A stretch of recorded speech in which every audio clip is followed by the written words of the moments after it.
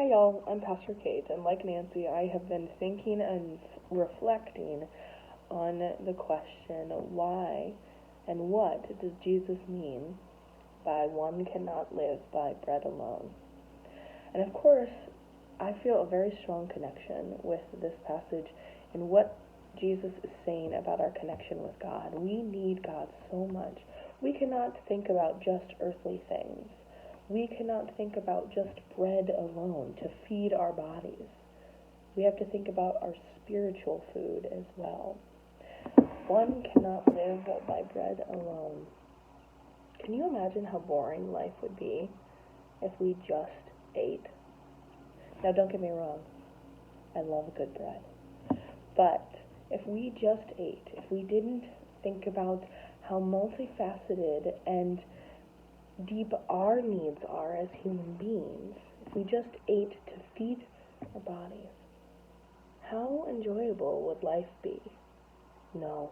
Instead, Jesus is telling us about community, about connections, about our relationship with God.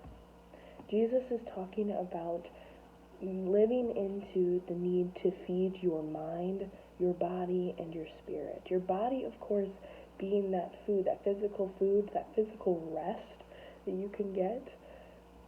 Your mind, continuing to feed yourself with knowledge, learning, growing in your faith, growing as a person. But then also your spirit. How have you fed your spirit lately? What feeds your spirit?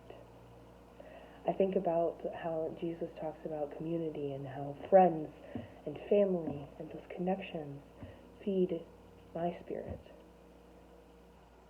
Getting to hang out with people that I love and adore, being with them, because I know that they are beautifully and wonderfully made in the image of God as well. That's what feeds my spirit. Leaning into that community, one cannot live by bread alone. I hope that you have time to hang out with your friend. Maybe take them to coffee. Maybe, do whatever.